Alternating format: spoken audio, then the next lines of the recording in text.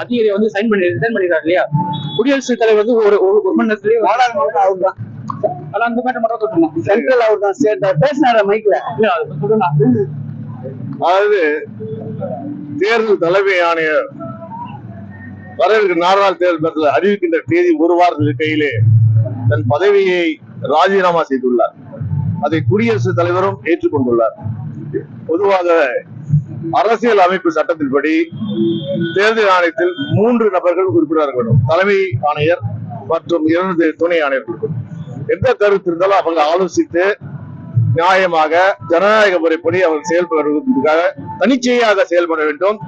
எந்த அரசியல் கட்சியின் கைப்பிடியில் இருக்கக்கூடாது என்றார். ஆனால் ஏற்கனவே வந்து ஒரு பதவி காலி ஆகிறது, அது பாஜக அரசு நிறைவேற்றவில்லை என்று ஒருத்தர் ஒருத்தர் கோயில் அவர்கள் ராஜினாமா செய்தார்.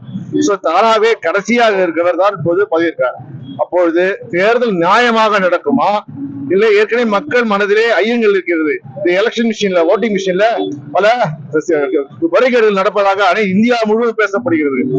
குறிப்பாக பாஜக அரசு நியாயமாக எந்த தேர்தலும் ஜெயிப்பதில்லை.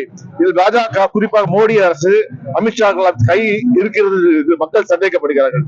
அதற்காக உடனடியாக மற்ற 2 பதவிகளை நிரப்ப வேண்டும். நியாயப்படி அவர்கள் 3 பேர் இருக்கும் பட்சத்தில்தான் தேர்தல் தேதி அறிவிக்கப்பட வேண்டும் என்று கோரிக்கை வைக்கிறோம்.